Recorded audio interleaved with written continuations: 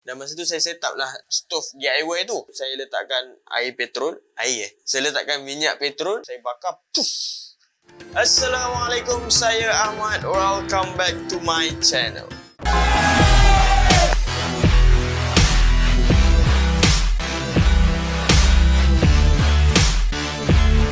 Okey, terima kasih diucapkan kepada anda yang masih setia bersama dengan saya. InsyaAllah hari ini saya nak sambung kisah daripada buku Ustaz Basikal. Buku yang mengisahkan tentang pengembaraan saya dan isteri mengembara ke 14 buah negara daripada Malaysia, Thailand, Myanmar, India, Nepal, Pakistan, China, Kyrgyzstan, Kazakhstan, Uzbekistan, Afghanistan, Iran, UAE dan Arab Saudi selama 15 bulan dan kami hanya bermula dengan RM1,900 sahaja. Baik, bagi siapa yang belum subscribe, please subscribe dan tanpa kita lengahkan masa lagi, jom kita sambung cerita. Pada episod yang lepas, saya buat satu stove DIY dekat bus stand di Nepal ni, dekat Hitauda ni. Dan pada waktu tu, selepas kami bersiap makan, kami pun sambunglah perjalanan kami ke arah Kathmandu. Kami berhenti sekejap dekat stesen minyak untuk saya beli setengah liter minyak petrol untuk saya nak gunakan mungkin malam ni lah untuk gunakan stove tu. And then nak try lah stove tu kan. Dan masa tu kami pun sambunglah kayuhan untuk mencari masjid. Itulah lokasi yang selalu kami cari untuk kami nak tidur. Pada masa tu dah pukul 5 petang, tak jumpa lagi perkampungan, tak jumpa lagi apatah lagi masjid. Dan masa tu saya cakap dengan dia dah, tak apa, kita kayuh lagi sikit. Kalau dalam pukul 6.30 tak ada, kita tidurlah kat mana-mana bangunan yang kita jumpa lah. Okay, dan masa tu dah pukul 6.30 pun tak jumpa lagi perkampungan. Kat kiri kanan masa tu hutan. Dan jalan masa tu berbukit bukau. Memang bermanjat je masa tu. Memang sangat penat lah. Dan hampir gelap masa tu, saya nampak ada satu bangunan kuning. Saya cakap, okey, kita pergi ke bangunan kuning tu, kita tidur dekat situ. Dan bila kayuh-kayuh sampai dekat bangunan kuning, dan rupa-rupanya bangunan tu adalah temple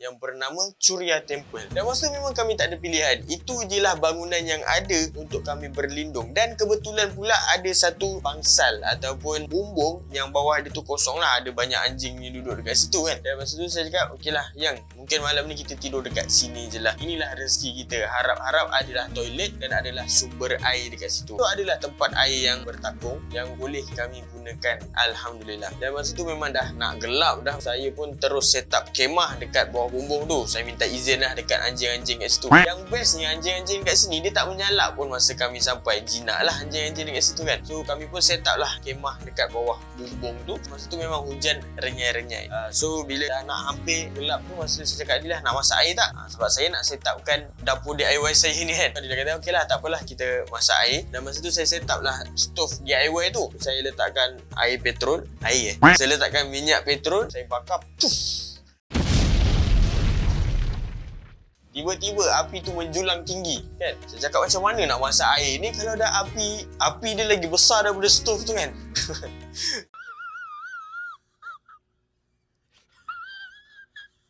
Saya cari batu bata dan susun batu bata yang tinggi tu baru letak cerik. Masa tu memang api tu besar sangat lah. Saya cakap macam ni ke bentuk dia stove dia kan. Dan rupa-rupanya stove yang saya buat tu tak boleh nak laras kan. Kalau macam stove biasa camping tu kita boleh laras besar dia macam mana. Yang ni memang tak boleh laras. Nak buat macam ni, so tengok je lah. Dan masa tu saya pun letaklah cerik. Dan memang cerik tu dah terbakar. Saya kata ini nak masak air ke nak bakar cerik ni.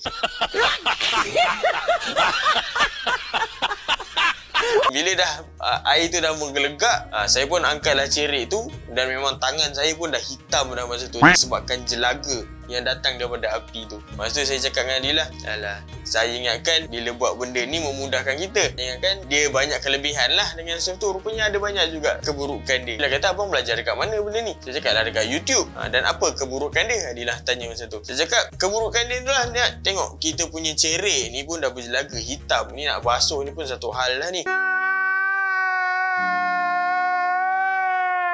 Okay, tangan kita pun hitam. Dan dia punya habuk jelaga tu pula masuk kat dalam air. Dah air tu dah tercemar dengan petrol.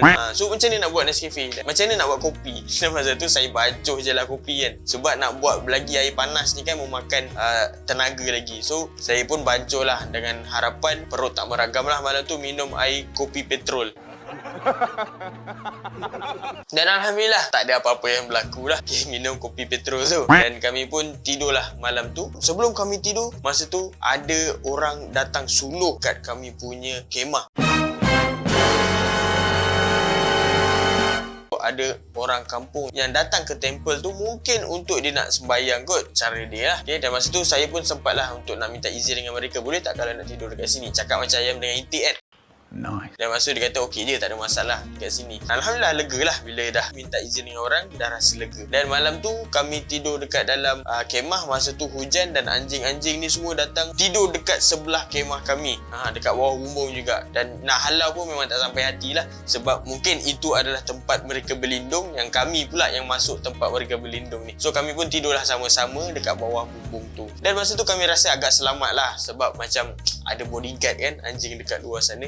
Tiba-tiba saya teringat cerita tentang Ashabul Kahfi. Okay, macam mana mereka yang tidur kat dalam gua ada anjing yang jaga. Lebih kurang macam tu lah. Kami Ashabul Kahfi dekat temple.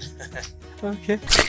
Pada keesokan paginya kami pun solat subuh, dan masa tu kami memang malas lah nak bangun, kami sambung tidur balik sampailah matahari terbit. Dan waktu matahari terbit dah ramai orang yang melalui jalan tu, dah jadi jam kat jalan situ, dan orang pun singgah dekat temple tu. Mungkin mereka ni nak sembahyang cara mereka sebelum mereka pergi ke tempat kerja. Dan kami pun cepat-cepat bangun, kami pun cepat-cepat kemas lah, sebab orang semakin ramai dekat situ. Dan masa tu kami sempatlah buat air panas sebelum kami mulakan kayuhan. So, saya buka balik stove yang semalam tu, sama juga dia punya terbakar dia tu. Are you serious? This is torture. You're torturing me and everyone else watching. Wait. Nasib baik tak kena kening. Kalau tak, hilang kening tu. Dan bakar macam biasalah. Bakar tau, bukan masak air, bakar air, bakar cerik masa tu. Dan disaksikan oleh orang ramai upacara bakar cerik tu. Okay, dan selepas habis kami buat air semua, kami pun sambunglah kayuhan kami ke arah Kasmandu. Dan pada waktu tu hari Jumaat, kami kena cari masjid untuk nak solat Jumaat. So daripada temple sampai ke masjid tu, kami mulakan kayuhan. Pada waktu tu tayar saya pancit dan saya terpaksa berhenti dekat tepi jalan. Saya mencari tempat yang redup lah untuk nak betulkan tayar masa tu. Waktu saya betulkan tayar tu, disaksikan oleh beberapa orang kampung yang hanya tengok je. Saya minta tolong, dia orang tak nak tolong. Dia orang nak tengok je sampai habis. Doris, no, masih teri, dia pun malas. Barulah besar sikit medannya. Barulah besar sikit medannya.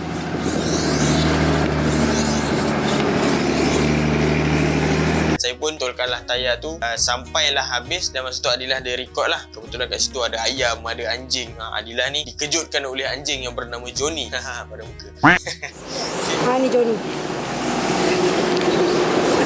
Amin, Johnny. Johnny, laga.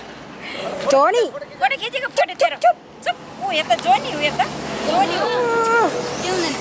Biar lagi kata Pojok. Jana. Johnny udah.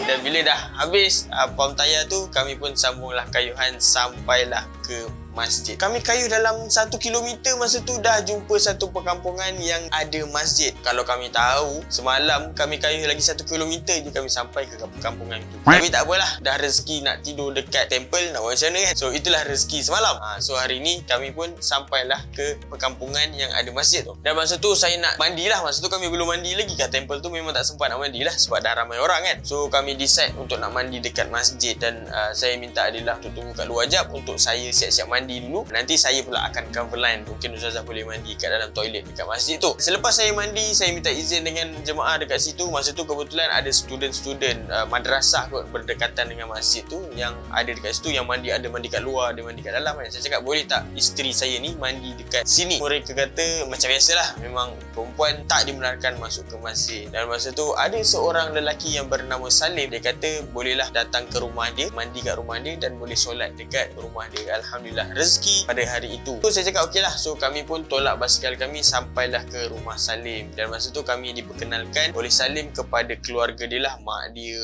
adik dia, isteri dia, anak-anak dia. Ramailah masa tu, satu keluarga. Strong man. Nanti saja lah. Lagi bakar ni. Sarang lebah. Oh. 3 das. Oh.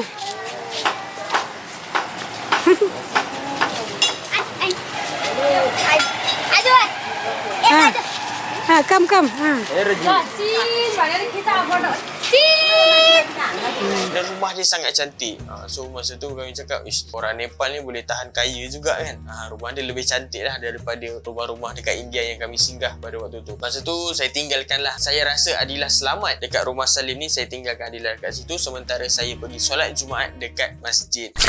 Selepas habis solat Jumaat, saya pun kembalilah ke rumah Salim ni. Dan masa tu mereka ajak kami makan lunch lah, makan sama-sama. Dan bila dah habis makan tu, saya minta izin untuk kayuh basikal. Tapi masa tu mak Salim ni kata, tidurlah satu hari dekat sini kan. So masa tu saya agak keberatan. Saya cakap, sekarang ni baru tengah hari, ada banyak lagi masa untuk nak kayuh untuk sampai ke Kathmandu. Dan masa tu saya ni dah berjanji dengan Amirul untuk nak jumpa dekat Kathmandu dalam masa 3 hari. Ini dah masuk hari kedua, tinggal lagi 1 hari je. Ada lagi 85 km untuk nak sampai ke Kathmandu tu. Dengan berat hati masa tu saya cakap, okey lah, sebab mak dia dah insist untuk kami tidur 1 hari dekat situ. Saya bersetujulah sebab apa? Dalam doa kami setiap pagi adalah nak jumpa dengan orang yang baik-baik. So bila orang yang baik-baik ni dah datang, dah offer kita macam-macam, dah bagi kita macam-macam, takkanlah saya nak tolak. Kami pun decide untuk nak stay 1 hari walaupun hari masih awal untuk kami berhenti kayuh. Masa tu mak Salim dia sangat happy lah. Mak Salim nama dia Mariam. Okay, so makcik Mariam ni dia sangat happy bila kami kata kami nak stay. So, saya pun ambil lah barang-barang kami, letak dekat ruangan tamu dia lah.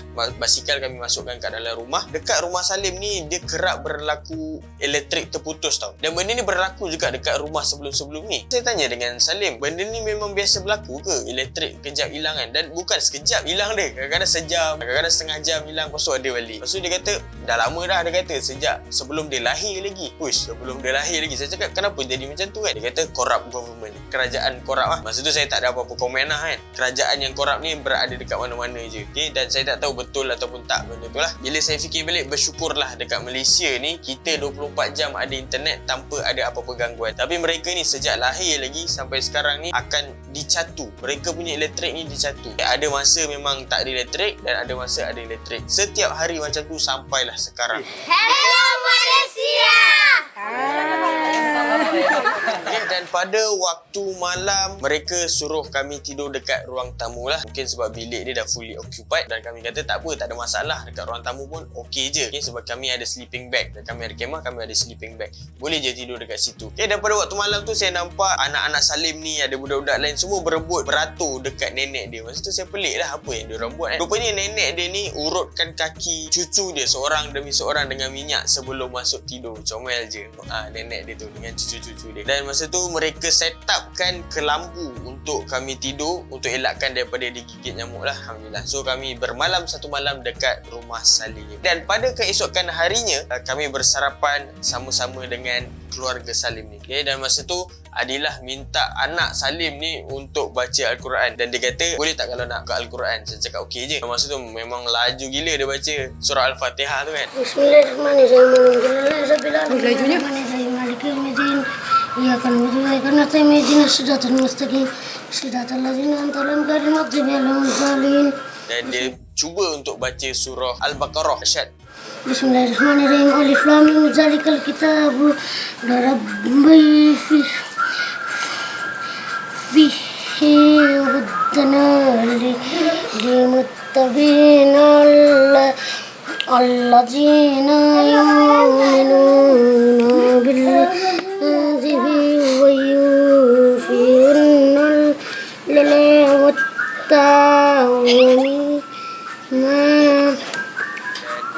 kami pun bergambarlah dengan keluarganya Salim ni sebelum kami mulakan kayuhan kami ke arah Kathmandu. Saya minta pendapat dengan Salim ni. Sekarang ni ada 2 jalan. Satu 180 km, satu 85 km. Mana satu jalan yang paling terbaik lah untuk kami lalu. Dan Salim sama juga, dia cakap macam Rishad semalam, kena guna jalan yang lebih panjang 180 km sebab jalan dia lebih landai, lebih cantik. Kalau yang 85 km memanglah nampak dekat, tapi kawasan dia bergunung ganang, jalan dia teruk. Memang tak ada orang lah kayuh basikal. Orang gila je yang kayuh basikal dekat situ. Nak naik motor pun fikir 2-3 kali. Dan dia pun tak berani nak naik motor kat situ. Selalu kalau dia akan pergi ke Kathmandu, dia menggunakan jalan yang lebih jauh, jalan yang panjang. Dan masa tu saya cakap, tak apalah. Okay, nanti kita decide. Kami pun bergambar bersama-sama dengan keluarga Salim ni. Dan kami pun sambunglah kayuhan kami ke arah Kathmandu. Masa kami mulakan kayuhan, masa tu hujan renyai-renyai. Dan kami pun teruskanlah kayuhan kami. Dan sampailah ke satu persimpangan. Sama ada nak guna 180km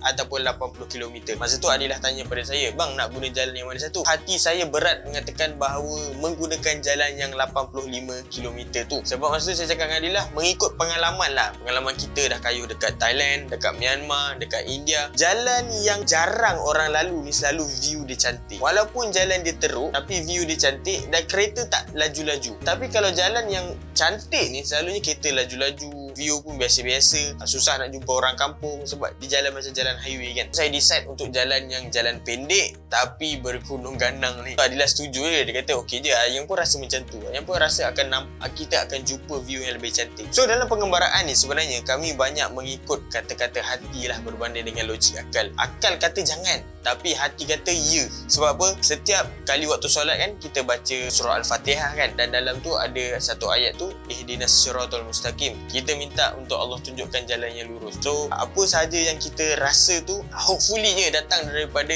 apa yang Allah guide kita, tunjukkan jalan tu. So kami mengikutlah kata-kata hati kami untuk mengikut jalan tu. Semoga Allah lindungi perjalanan kami ke arah Kasmandu. Alhamdulillah. Okey, so sampai di sini saja untuk episod yang kali ni. Nanti nanti episod yang akan datang saya akan ceritakan macam mana kami melalui jalan yang tak apalah, nanti saya ceritalah. Okey, so kita berjumpa lagi di episod yang akan datang. Sebelum tu, sedikit hikmah daripada saya. Allah Subhanahu Wa Taala mengikut sangkaan hamba-Nya.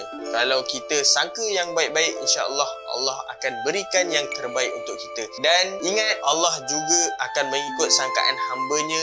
Kalau kita fikir benda yang bukan-bukan, kalau kita fikir benda yang tak baik, insya-Allah Allah akan beri juga benda yang tak baik itu. Okey, sehingga kita berjumpa lagi di episod yang akan datang. Saya Ahmad. Assalamualaikum warahmatullahi wabarakatuh.